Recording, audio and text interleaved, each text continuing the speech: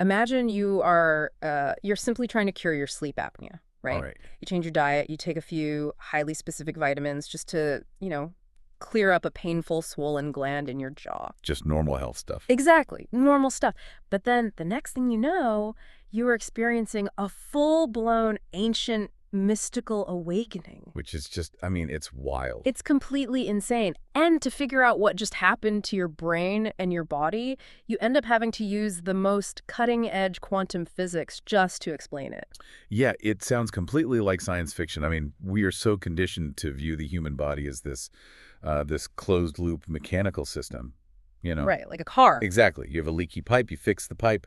But the narrative we're exploring today completely shatters that mechanical illusion. It takes us straight out of the realm of like predictable biology and just drops us into the metaphysical deep end. It really does. Yeah. So welcome to the deep dive. I am incredibly glad you are joining us today because our mission is to explore one of the most unexpected, frankly, bizarrely direct bridges we have ever come across. Yeah, it's a fascinating one. We are looking at the direct pipeline between extreme physical health hacking and a profound phenomenon known in Eastern traditions as a kundalini awakening. And to map this out for you, we are drawing from an incredibly eclectic stack of sources. Very eclectic. First, we have the documented personal testimony of a professional Italian chef named Dario. He's known online as the hyper-carnivore chef. Yep. Then we are cross-referencing his personal experience with a detailed clinical and, anecdotal breakdown of the actual symptoms of Kundalini awakening. Which is an incredibly old text. Exactly. Mm. And finally, to ground all of this in hard science, we are diving deep into the theoretical physics of Federico Fagan. And he's not just some guy. No, not at all. He is the actual engineer who invented the first commercial microprocessor. Okay, so let's unpack this because the central paradox here is it's wild. It really is. How does a guy who is simply trying to fix his snoring and, clear his brain fog by eating a massive amount of meat and cheese accidentally trigger a spiritual awakening? Right. And then how on earth does that physiological experience lead him straight into the arms of quantum mechanics? It's a huge leap. But before we go any further, it is crucial we establish exactly how we're approaching this source material. Right, absolutely. Good point. Because Dario's journey involves some highly restrictive dietary choices. He uses a heavy, self-administered supplement protocol, and obviously a radical shift in his spiritual and quantum worldview. Yeah. So we are exploring these ideas strictly as they are presented in his testimony and the accompanying literature. We are not doctors. Nope. We are not prescribing medical advice, and we are definitely not telling you to go out and consume massive doses of iodine or, adopt a purely carnivorous diet. Right. We are just here to analyze the incredible intersection of these ideas. We're looking at the mechanics of what he claims happened to him and the science he uses to back it up. Precisely that. Our goal is to just synthesize the information impartially, whether we are talking about his cholesterol levels or his encounters with luminous beings. Yeah, we're covering it all. So let's start with the physical reality. Let's look at the biological breakdown that forced Dario to seek a radical reset in the first place. Set the scene for us. So picture Dario in his early 40s. He's a professional chef. He intimately knows food, right? And he is living what most modern nutritional guidelines would consider an incredibly healthy lifestyle. Right, the gold standard. Exactly. He follows a Mediterranean diet. He is eating fresh vegetables, high-quality olive oil, sourdough bread. He avoids processed junk food. He barely drinks alcohol. Maybe he has a little dark chocolate here and there. Which is what we are all told to do. Exactly. But despite doing everything right, his biological hardware is absolutely failing him. And the symptoms he describes in his testimony, they are systemic, cascading, and severe. Yeah, it wasn't just a little fatigue. No, not at all. He was experiencing a level of brain fog that was actually terrifying him. He describes walking to the walk-in fridge at his restaurant and completely blanking on why he was even there. Wow. His thoughts were evaporating mid-sentence. And when we look at the mechanics of brain fog, we aren't just talking about being tired. We're usually looking at neuroinflammation. Oh, interesting. Yeah, the immune system is essentially misfiring in the brain, Yeah. causing a literal slowing down of synaptic firing. And it wasn't just cognitive, right? He had debilitating joint pain, specifically in his knees and his back, which, if you're a chef, that is destroying your ability to work in a kitchen. You're on your feet all day. Exactly. He was dealing with high blood pressure and terrifying heart palpitations. But of course, he goes to a cardiologist, Right? and the cardiologist tells him his heart is structurally fine. Oh, man. That is that classic frustrating medical dead end where the doctor says, your tests are normal, but you literally feel like you are dying. It's the worst. And he was up to 115 kilograms, which is over 250 pounds. His vision was worsening, and he had completely lost his athletic stamina. But the most acute crisis, the one driving the immediate physiological danger, was his sleep apnea. Yeah, this part is intense. He was recording approximately 70 apnea episodes every single night. 70. Stop and think about the mechanics of that for a second. 70 times a night, his airway was collapsing. Right. His brain was being starved of oxygen, triggering an autonomic panic response. His body was essentially flooding his system with adrenaline and cortisol just to shock him awake so he wouldn't suffocate. And the physiological toll of that cortisol loop is immense. Yeah. It guarantees you never enter the deep, restorative delta wave phases of sleep. You're just constantly in fight or flight. Exactly. Your brain literally cannot wash away the metabolic waste it accumulates during the day. Yeah. So his doctors wanted to put him on a CPAP machine. Which acts as like a mechanical splint, right? Forcing air down the airway. Yeah. But Dario felt an intense resistance to being tethered to a machine for the rest of his life. He didn't want to just manage the symptom. He wanted to eradicate the root cause. Which kicks off his search for a cure. He starts experimenting, and he tries everything the modern wellness industry tells you to do. Right, all the standard advice. First, he goes vegan. But his reasoning for abandoning veganism is fascinating because it's not the usual argument you hear. No, it's quite different. He argues in his testimony that crop farming actually has a massive, hidden, and frankly brutal death toll. Right, to protect massive monocrop fields of soy or wheat, farmers are systematically eradicating rabbits, birds, rodents. They're clearing land that destroys entire ecosystems. So for him, the ethical argument of veganism just completely fell apart. Then he pivoted to vegetarianism, assuming that red meat must be the culprit for his inflammation. Because that's what we're taught. Exactly. But his health continued to decline. Next, he tried a plant-heavy version of the keto diet. He was consuming massive quantities of what we generally consider the ultimate health foods. Spinach, kale, arugula, almonds. But the sources point out a massive biochemical flaw in that approach. Right. Plants don't have teeth or claws to defend themselves. They can't run away. Exactly. They defend themselves with chemical warfare. Dario points out in his research that these specific leafy greens are heavily packed with defense chemicals called anti-nutrients. Right, and the most notorious of these are oxalates. Let's talk about oxalates because they are fascinating and highly problematic for some people. They really are. When you consume high amounts of oxalates, they travel through your digestive tract and actually bind to essential minerals like calcium, iron, and magnesium. So they are stealing your nutrients. Essentially, yes. And this creates tiny, microscopic calcium oxalate crystals. Instead of absorbing the minerals, your body is suddenly trying to pass these jagged little crystals. Oh, that sounds awful. It is. They can lodge in the joints, causing immense pain, or they form kidney stones. And to make matters worse, to help his digestion, he was loading up on fiber and chia seeds. Oh, bad idea.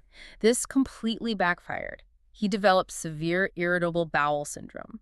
He describes an intense, gripping colon pain he had never experienced before. Because if you think about the mechanics of a damaged gut, dumping massive amounts of insoluble fiber into it is like rubbing sandpaper on an open wound. That's a brutal image. Yeah, the fiber ferments, causing massive gas, bloating, and inflammation. So he is doing everything right according to mainstream advice, and his body is entirely rejecting it. Which brings us to the evolutionary pivot and the source material. Right. Dario discovers the work of doctors like Ken Berry and Anthony Chaffee, who focus heavily on evolutionary biology and ancestral diets. I want to introduce an analogy here because this shift in perspective is so radical. Let's hear it. Think of human biology like a vintage 1980s Commodore 64 computer. Okay, classic. Right. That hardware was engineered perfectly for its time. It was designed to run very specific, simple code. But modern agricultural diets, heavily processed grains, seed oils, massive amounts of sugar, and year-round engineered fruits, they are like trying to force that vintage hardware to run the latest iOS 17 software update. It just wouldn't work. The hardware simply does not have the capacity to process that modern code. The system overheats, the fans spin out of control, And eventually the whole computer crashes. Exactly. The inflammation, the brain fog, the apnea, these are the biological equivalents of a systemic software crash. And the ancestral diet theory argues that for roughly 98% of human history, particularly during the brutal environments of the Ice Ages, humans did not farm. Right, we didn't have access to continuous carbohydrates or massive amounts of plant fiber. We survived primarily as apex predators. The argument is that the human body, our specific hardware, evolved to run optimally on the code of animal meat and animal fat. And the sources back this up anatomically. If you look at our digestive tract compared to true herbivores or even other primates, humans lack the massive cecum and large appendix required to ferment and break down large amounts of plant matter and cellulose. We just don't have the stomach for it. Literally. Literally, our stomach acid is also incredibly highly acidic, Yeah. much closer to that of a strict carnivore or a scavenger. So Dario decides to completely flush the software. He adopts what he calls the heiress diet. Right. He cuts out everything. No vegetables, no grains, no seed oils, no refined sugars, and eventually no fruit or honey at all. Nothing. Nothing. He strips his fuel down to the absolute bare minimum, strictly meat, organ meats like liver and heart, eggs and raw milk cheeses, zero fiber, zero carbohydrates. And the biological turnaround he documents is staggering. It really is. Once the fiber and the plant defense chemicals were removed, his IBS symptoms vanished completely. Just gone. Gone. The systemic inflammation dropped so drastically that his relentless headaches and joint pain stopped. He lost 30 kilograms, dropping down to a highly athletic 15% body fat. And the 70 sleep apnea episodes a night?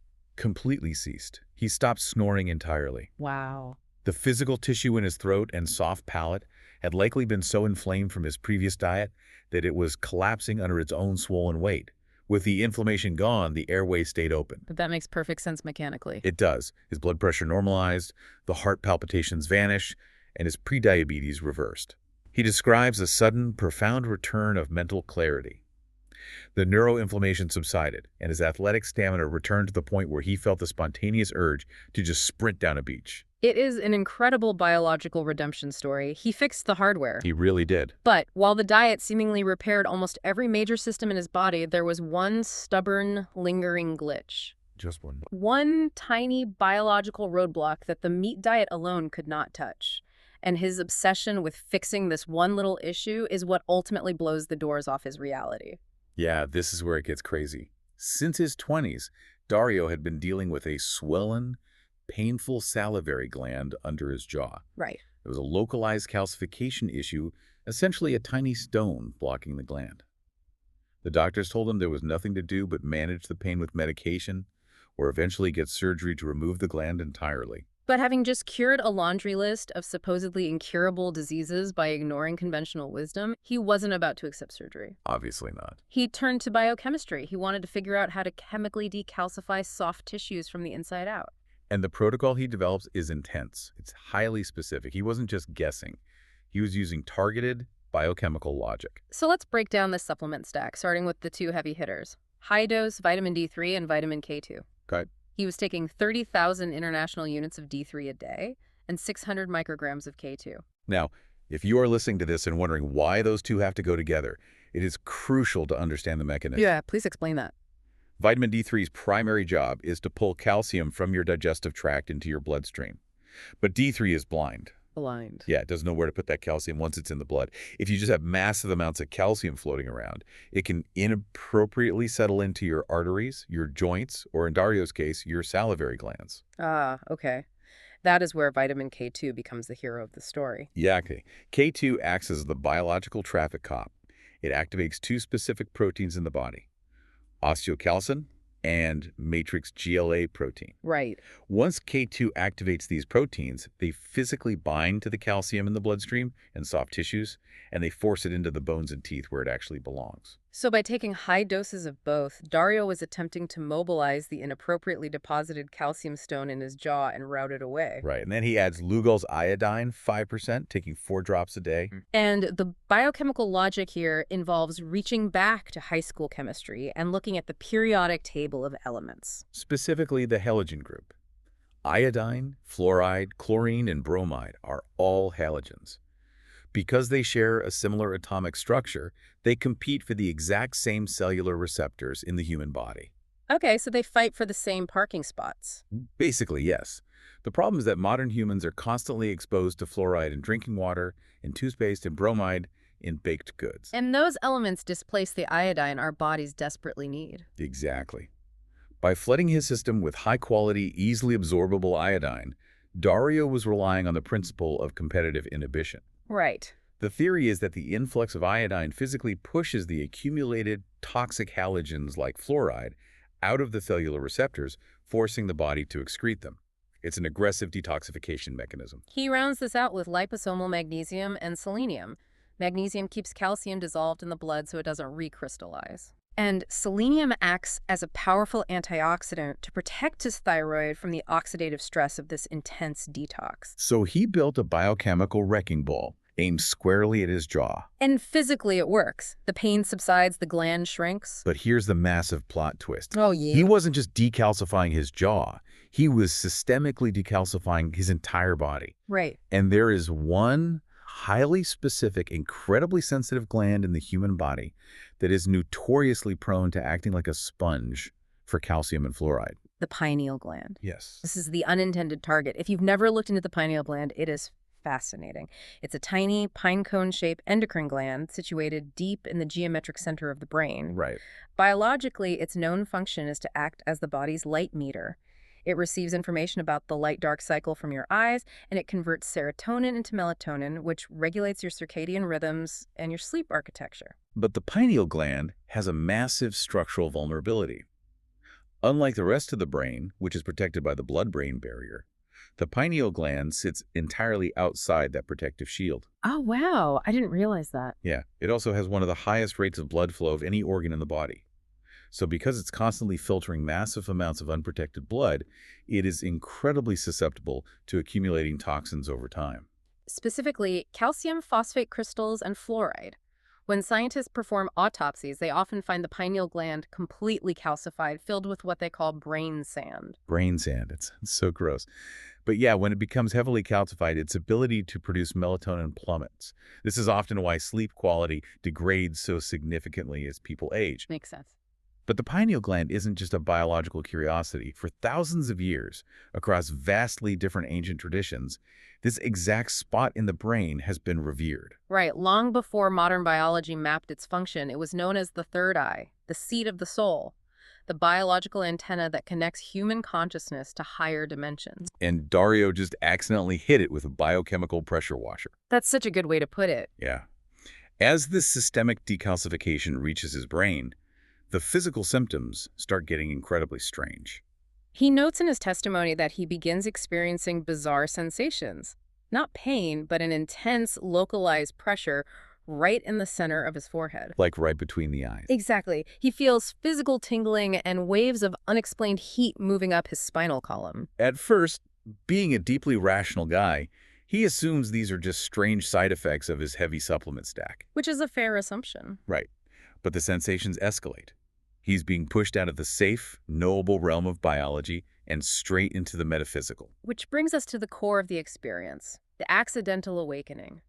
Dario is feeling this intense pressure and tingling, and driven purely by curiosity about his own body, he decides to do something he has literally never done before in his entire life. He sits down, closes his eyes, and attempts to meditate. Now keep in mind, this is a man who only believes in what he can chop, cook, and measure. Yeah, he's a chef. He's grounded in the physical world. Right. But this first attempt at meditation is not a quiet moment of mindfulness. It is a full-blown, violent, mystical rupture. It's intense. Let's paint the picture directly from his testimony, because the sensory details he provides are staggering. He closes his eyes, and almost immediately, the darkness behind his eyelids dissolves. He describes falling into what he calls a vast, infinite void. Wow. But the void isn't empty. It's teeming with non-physical reality. He begins to perceive entire landscapes. He sees non-physical forests, villages, and what he describes as luminous beings. He is hearing music, but he specifically notes that it didn't sound like instruments. It sounded like the music itself was alive. And then the vision reaches its climax. He feels a massive, entirely uncontrollable wave of raw energy literally burst outward from the center of his chest. It's exploding out. Yes, he describes light shooting out at him in every direction. And in that moment, he sees a radiant dove-shaped being of pure light, and he feels it physically merge into his own body. And he states very clearly in his writings, it was not imagination. It was as real as anything I've ever experienced. It is a profound subjective experience.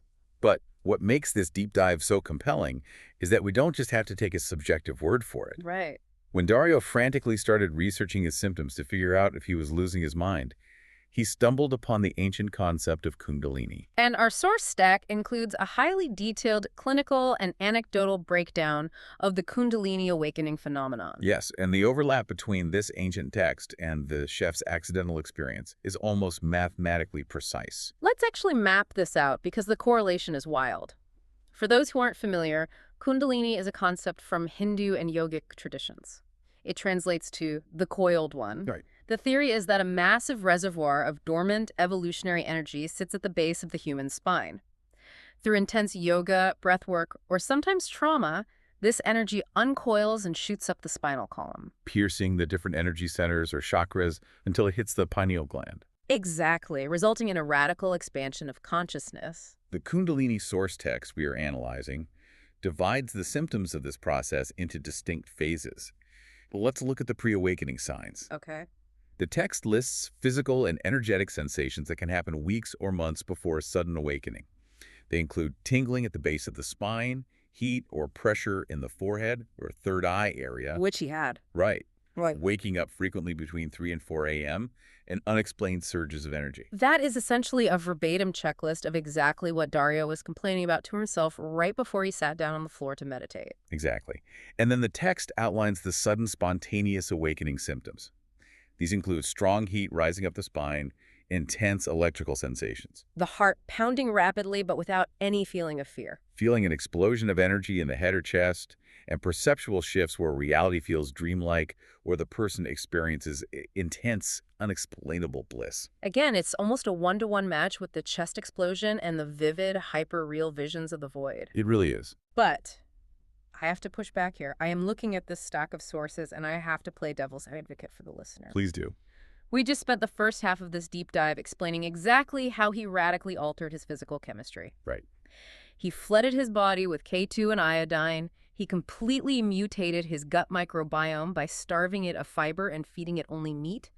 And he structurally changed a gland in his brain that controls powerful sleep and waking hormones. Yeah. Huge physical changes. So why do we need to invoke ancient spiritual energy? Isn't it far more likely that this entire mystical vision is just a massive, sudden chemical dump of serotonin, melatonin, and maybe endogenous DMT from a newly unclogged pineal gland? Why assume it is an actual external spiritual event? That is the perfect question to ask. And if we look closely at how the sources synthesize this, the answer isn't to choose between the chemical explanation and the spiritual one. Okay, so what is it? The framework suggests that it is a seamless overlap of both. The chemical flood is the mechanism. The spiritual event is the reality being perceived. Break that down for me. How does a chemical dump equal a true spiritual event? Let's go back to the idea of the biological radio receiver. The human nervous system, the brain, the pineal gland. This is the physical hardware of the radio. Yeah. If your radio is clogged with static, inflammation, and calcification, it can only pick up the densest, most basic local frequencies. Like the baseline reality of feeling joint pain, paying taxes, and surviving the day. Right, exactly. But what Dario did was perform a massive systemic repair on his biological antenna. He removed the static of neuroinflammation. He physically decalcified the receiver. Okay, I followed. The source material posits that by fixing the physical vehicle, he didn't create the mystical experience inside his head. Rather, he simply tuned his dial to a pre-existing, higher-frequency metaphysical radio signal that was broadcasting all along. Wow. The massive flood of neurotransmitters you mentioned. That is simply the physical sensation of the biological hardware successfully processing a higher voltage of reality. Okay, that is a fascinating way to frame it. The biology is the lens. Wiping the mud off the lens doesn't create the light. It just finally allows the light to enter the camera. That's a great analogy. But wiping the mud off the lens and letting all that intense light in isn't just a one-time event that leaves you feeling blissed out forever, is it? Not at all. And that brings us to the grueling reality of what happens next. The Kundalini source text refers to this as the post-awakening phase, or often the kundalini crisis. Crisis. That doesn't sound fun. No. Dario makes it very clear that this wasn't just a cool weekend trip into the void. It was an ongoing, often terrifying period of intense physical and psychological integration. Dario started experiencing intense, spontaneous physical manifestations. In the yogic tradition, these are called kriyas. Yes, kriyas are completely involuntary physical movements.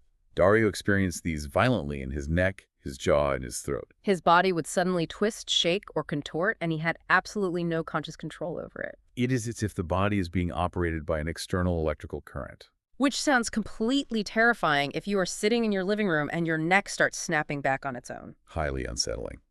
And this is where Dario's research leads him to another fascinating overlap with modern medicine. He connects these kundalini energy movements with a recognized neurological condition called dystonia.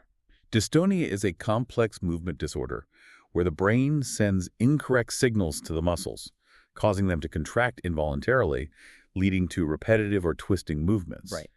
Western medicine generally views this strictly as a malfunction of the basal ganglia.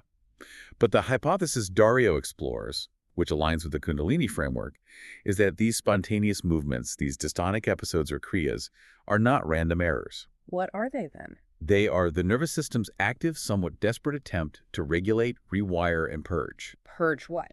The theory is that immense amounts of physical and emotional trauma are stored structurally in the fascia and the nervous system. When this massive new voltage of Kundalini energy begins to flow, it hits these blockages. The shaking and contorting is the physical body literally trying to widen the neural pathways to handle an electrical current it has never experienced before. It's like trying to run 220 volts through a wire only rated for 110 volts. The wire is going to thrash and heat up until it adapts. Exactly. And the upgrades weren't just physical. The psychological and cognitive shifts he describes are profound. He talks about going through an intense emotional purging. Yeah. He experienced periods of deep, completely unprompted forgiveness for people who had deeply hurt him in the past. Which perfectly maps to the Kundalini text, which lists emotional release of old trauma and sudden, extreme compassion as key integration symptoms. Dario also mentions receiving what he calls downloads. Right. He describes sudden whole-block insights. He said he would just instantly understand incredibly complex concepts about the nature of life, existence, and energy without having to consciously think through the steps to arrive at the conclusion. It was just suddenly known. Furthermore, his physical perception of the world changed. He developed an acute physical sensitivity to locations. He could actually feel the powerful, lingering vibrations of certain places, like the charged atmosphere of a church or the heavy density of places where people had died. And he emphasizes in his testimony that this wasn't frightening. It felt like truth revealing itself through vibration. But the ultimate result of enduring this integration phase was the absolute shattering of his previous worldview. Completely shattered. Yeah. Remember, we are talking about a highly rational, pragmatic chef, Right. a guy who only believed in what he could touch, cook, measure, and eat. And now he firmly states that he believes in a loving, infinite creator. Quite a shift. He explicitly writes that he has completely lost his fear of death because his direct experience has proven to him that life is just a temporary school and that human consciousness is vastly more than just meat and bone. It is the ultimate paradigm shift. But how do we bridge that gap for the listener? How do we go from a guy fixing his swollen jaw and having a vision to the objective scientific assertion that the fundamental nature of reality is completely different than what we are taught in school? Exactly. To understand how reality can actually operate this way, how a human observer can interact with the fundamental fabric of the universe, our deep dive has to turn to hard science. We have to look at quantum mechanics. Which brings us to the final and arguably most mind-bending piece of our source stack: the theoretical physics of Federico Fagan and his theory of quantum information panpsychism. If we're going to dive into the physics of consciousness, we need a rigorous guide, and the source material provides one of the most credible scientific minds alive today. We really need to introduce Federico Fagan properly, just to ground this in reality. Right. This is not a New Age guru sitting on a mountain theorizing about vibes. Fagan is a hardcore, legendary physicist and engineer. He is the man who led the design of the Intel 4004 microprocessor. Yes. He literally laid the microscopic architectural foundation for the entire modern digital age. He co-founded Zilog and Synaptics. And in 2009, President Barack Obama awarded him the National Medal of Technology and Innovation. He possesses unimpeachable scientific credibility. He understands the mechanical, deterministic, cause and effect view of the universe better than almost anyone on Earth because he built the microscopic machines that run on those exact principles. But later in his career, he turned his massive intellect toward the hard problem of consciousness, and he developed a revolutionary framework called quantum information panpsychism, or QIP. To understand QIP, we first have to look at the theory it is trying to replace. Right. The standard materialistic view of modern neuroscience is that consciousness is an emergent property of the brain. The assumption is that if you take enough dead unconscious matter, enough carbon, hydrogen, and oxygen, and you arrange it into complex enough neurons and synapses, eventually a subjective sense of I am magically emerges from the biological machine. Right. The idea that meat becomes self-aware if you just make the wiring complicated enough. Precisely. Fagin's core thesis completely rejects that. He argues that consciousness is not an accidental byproduct of biological evolution. Instead, consciousness is the fundamental primordial building block of the entire universe. It exists before matter.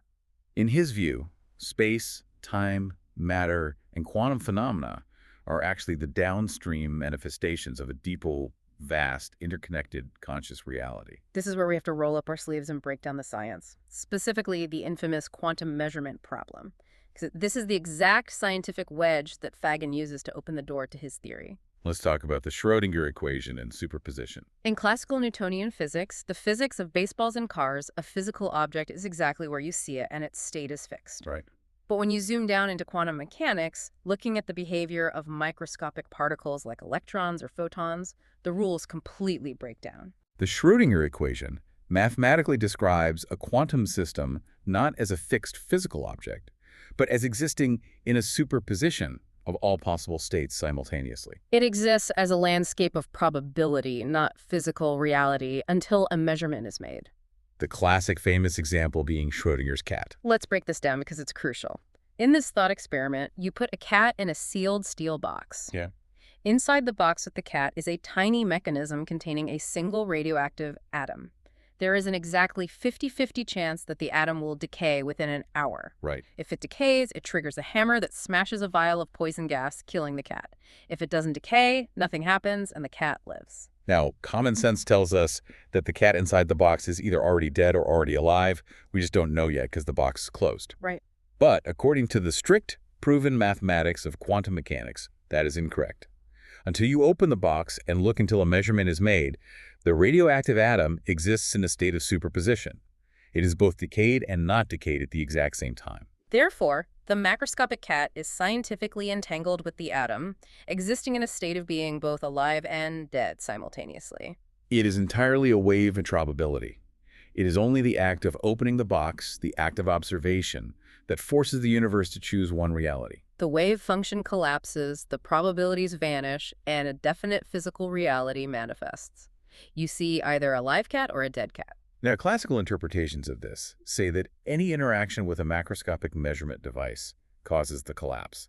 The machine doing the measuring collapses the wave. But Fagin expands on this significantly, and this is the critical pivot of his entire theory. Yeah, what does he add to the equation? Well, Fagin argues that it is not just the mechanical act of a machine taking a measurement that collapses the quantum wave function. He asserts that it is the free will of a conscious agent choosing an outcome that fundamentally alters reality. Oh, wow. The machine is just an extension of the observer.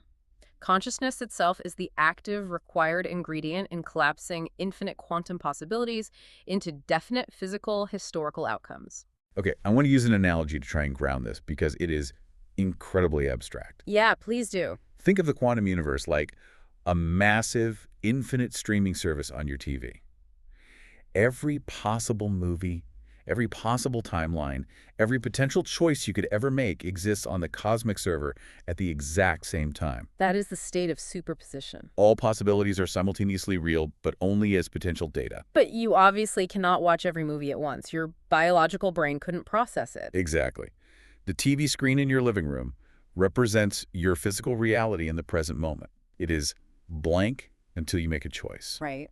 It is your conscious choice, your free will, to pick up the remote and hit play on one specific title that forces that specific movie to download from the server of infinite probability and manifest physically on your screen. Your conscious choice collapsed all the potential movies into one actualized, experienced reality. That is a brilliant way to understand Fagin's model. We are not just passively sitting in a theater watching the universe happen to us. Our conscious choices are actively hitting play on specific realities, collapsing wave functions moment by moment to build the physical world. So if you were listening to this, you might be asking, okay, that's a cool philosophy, but what does this mean for me?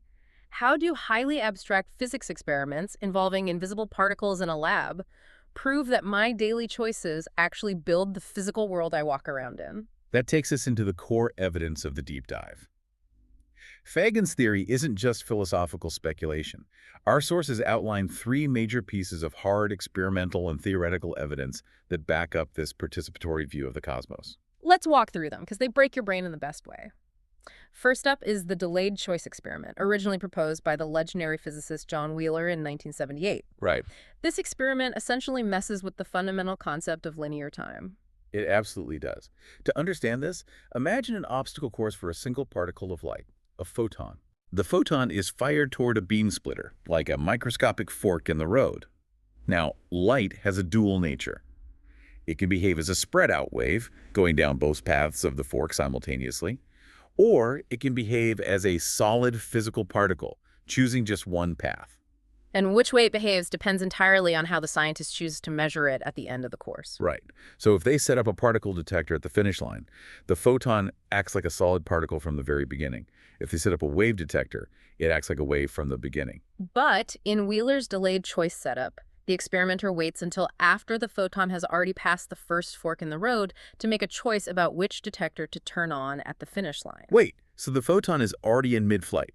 It has already passed the fork. Yes. It should have already decided whether it was a wave or a particle when it hit the splitter. That is what classical physics would demand. But the results of the experiment, which have been proven in modern labs, show something impossible. What is it? The conscious choice made by the experimenter in the present moment at the finish line retroactively determines whether that photon behaved as a wave or a particle in the past when it hit the fork. Let me make sure I'm grasping this. The choice I make now literally reaches back in time and changes how a physical particle behaved a microsecond ago. Yes. It suggests that time is not a strict linear progression from past to future. It suggests that reality is entirely fluid and that conscious observation in the present moment can actually shape and finalize the physical reality of the past. That is completely mind-bending. Okay, what is the second piece of evidence the source is present? The free will theorem, proposed by two brilliant mathematicians, John Conway and Simon Kochen, in 2006. Okay. They constructed a rigorous mathematical proof showing that if human experimenters possess genuine free will in choosing how to measure a quantum particle, meaning their choice is not predetermined by the past history of the universe, then the particle itself must also possess a primitive form of free will in how it decides to react to the measurement. So it completely destroys the idea of a clockwork universe. The universe isn't a pre-programmed mechanism just ticking away. It is highly responsive. The fundamental building blocks of matter are making choices right alongside us. Exactly. It implies that free will is not just a psychological illusion created by the human brain. It is a fundamental, irreducible property woven into the fabric of the universe itself, from the complexity of the human mind all the way down to the smallest electron. And the third piece of evidence scales this concept up from microscopic particles to a massive global level.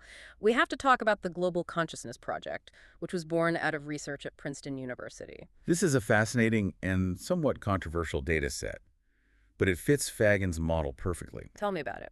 The researchers set up a network of machines called quantum random number generators all over the world. These machines use microscopic quantum phenomena like quantum tunneling or thermal noise to spit out ones and zeros in a state of pure, unpredictable fundamental randomness. Over time, the baseline data from these machines should always produce a completely flat line of statistical chaos. There should be no patterns. But the data wasn't always a flat line. No. The researchers tracked the data continuously for years, and they found that during major global events that forcefully focused the intense, collective attention and raw emotion of millions of human beings simultaneously, these quantum machines suddenly stopped being random. We are talking about events like the September 11th attacks, or massive synchronized global meditations, or the death of Princess Diana. Yes. During those specific windows of time, machines around the globe began displaying statistically significant patterns and coherence. The random ones and zeros started aligning. The implication is staggering. The mass intention, the collective focus of human consciousness literally reached out invisibly and altered the physical behavior of quantum machines sitting in isolated rooms around the globe. It is the ultimate empirical evidence for a participatory cosmos. Our consciousness does not just passively observe physical systems, it actively interacts with them and organizes them. Okay, let's synthesize this entire massive journey we have been on. Because the overlap between the chef, the ancient mystics, and the quantum physicists is breathtaking. It really is. Let's go back to Dario. When Dario used his free will to completely change his diet, to endure the social awkwardness of eating only meat and organs, to rigorously apply a targeted biochemical supplement protocol to his body, he wasn't just losing weight or unclogging a minor gland. No. Under Fagin's quantum framework, Dario was actively exercising his fundamental free will to collapse new quantum possibilities. Right. He was making micro-choices every single day that fundamentally reorganized the physical and energetic structure of his biological vehicle. He used his free will to upgrade his physical hardware to the point where his consciousness could finally interface with higher, non-linear dimensions of reality. To use our earlier analogy, he picked up the remote control, bypassed the basic channels of joint pain and brain fog, and hit play on a completely different frequency. And a completely different mystical reality downloaded and manifested for him. And this brings us to an incredibly profound point raised by the synthesis of these sources. It is about the ethical and existential implications of this worldview. Right. If this isn't just abstract theory, if our choices actually build reality, then what are the stakes for you, the listener? If Fagin is right, and consciousness is fundamental, and if our individual and collective free will is literally weaving the fabric of the universe moment by moment, then the choices we make are not isolated, meaningless events. Treating our bodies well, seeking truth, removing biological toxins, living authentically, these aren't just modern wellness trends or self-help concepts. They are a cosmic responsibility. Exactly. The source material suggests that how you manage your biology directly impacts your ability to perceive and interact with the true nature of reality. If you choose to keep the biological hardware clouded with neuroinflammation, heavy metals, and calcification, you are effectively choosing to limit your reality to the densest, most local, most painful frequencies. But if you choose to clear the hardware, you open the door to participating in the universe at a much higher level. It makes the act of choosing what to eat or choosing how to process your trauma feel incredibly weighty. You are quite literally collapsing wave functions with every bite of food and every decision. You are building the universe. It is the ultimate fusion of the physical and the metaphysical. The biological is the quantum. You cannot separate the meat from the mystic. Which brings us to the summary of this staggering arc. We started with a guy who just wanted to stop his severe sleep apnea so he could get a decent night's sleep and remember why he walked into a fridge. Yeah. He adopted an ancestral evolutionary diet that completely reset his metabolic health.